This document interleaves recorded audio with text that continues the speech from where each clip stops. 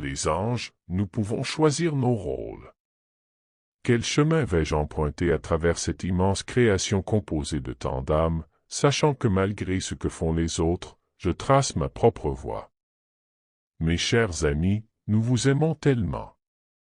Vous êtes nombreux à vous demander où va le monde, et nous savons que beaucoup d'entre vous devinent déjà notre réponse. Quel monde êtes-vous en train de créer?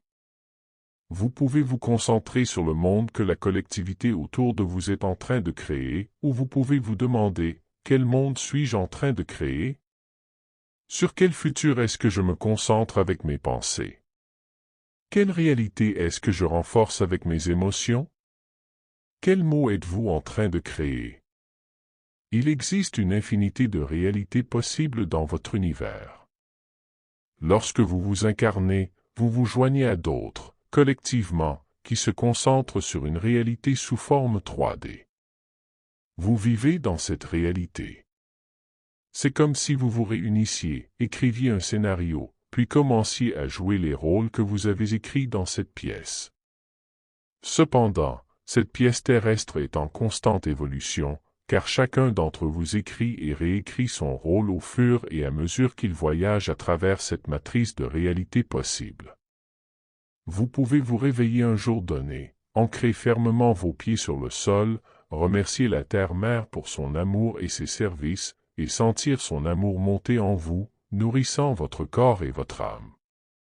Avant même de bouger, vous avez tracé le cours d'une journée enracinée dans l'amour. Vous pouvez vous réveiller et vous laisser lentement orienter dans votre corps.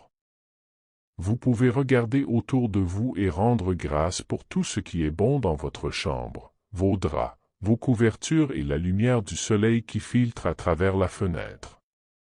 Vous pouvez apprécier le chant du petit oiseau dehors et le bourdonnement subtil des divers appareils dans la maison qui composent votre propre version personnelle du OM chez vous. Une fois de plus, vous tracez la voie pour une journée ancrée dans la gratitude et le bien-être. Où vous pouvez vous réveiller et penser à toutes les choses qui vous dérangent et vous préoccupent, à tout ce que vous devez faire et ne savez pas comment accomplir, à toutes les souffrances et les maux du monde et de ceux qui vous entourent, et avant même de bouger, vous avez tracé la voie pour une journée semée de chaos. Bien sûr, vous pouvez changer à tout moment au cours de la journée. Mais dans les 3 scénarios, le monde reste le même.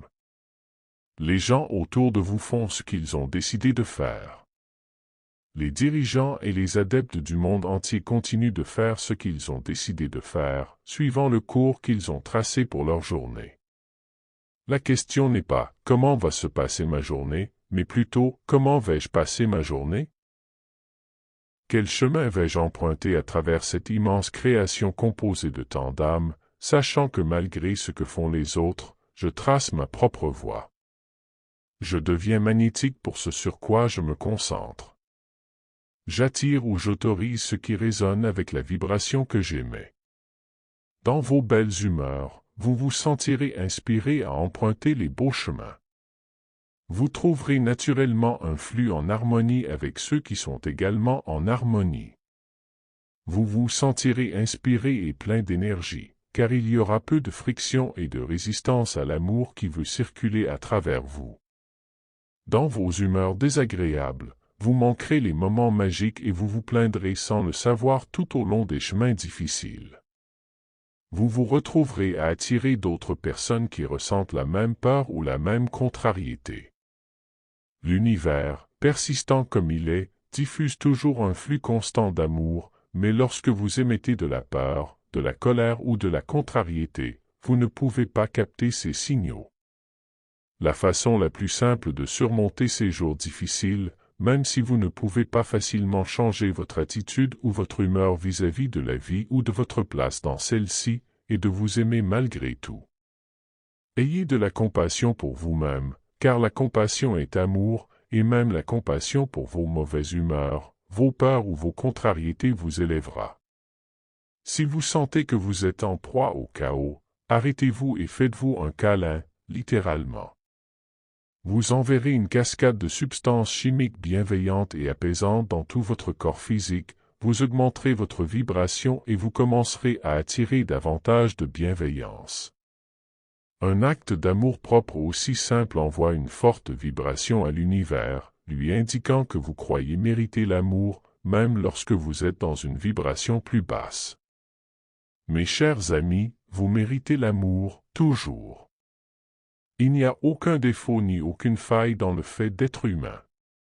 Dans vos moments les plus bas, vous aspirez encore plus fortement à vos moments les plus élevés. Dans vos peurs, vous recherchez ce qui vous réconforte. Dans votre tristesse, vous vous efforcez de trouver la joie. Alors que les flammes de votre colère vous consument et vous brûlent, vous recherchez la paix.